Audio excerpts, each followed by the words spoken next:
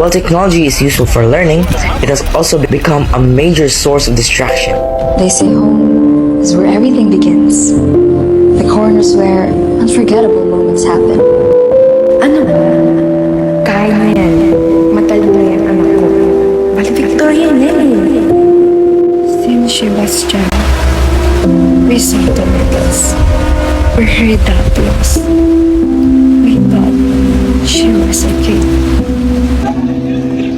Proud ako sa'yo, Nak. Bigyan mo may valedictorian na tayo. Oo nga, tama. Valedictorian naman tayo. Congratulations na! Sus, top 1 ka na naman, kapatid. Oh, teka lang, let's take a picture. Yes. For this family, there's an unfamiliar silence that echoes slowly, disconnected. Tara na, malilate tayo. Tara na.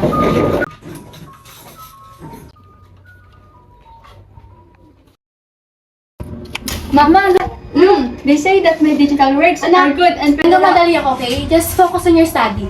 Han! Andrea, tara na, malilate na tayo.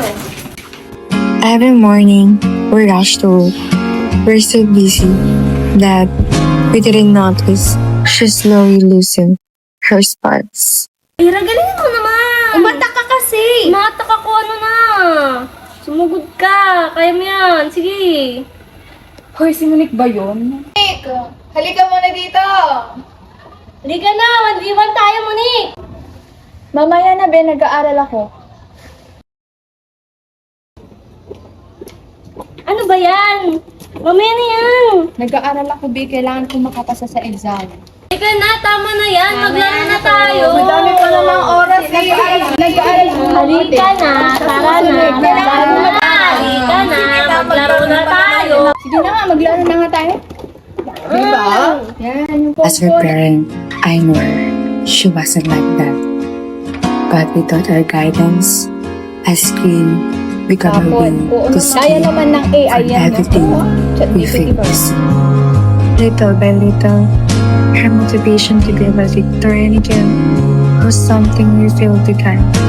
In a world where social media has no limits, her attention was pulled from learning. Mahal lang naman nila ako kasi matalino ako.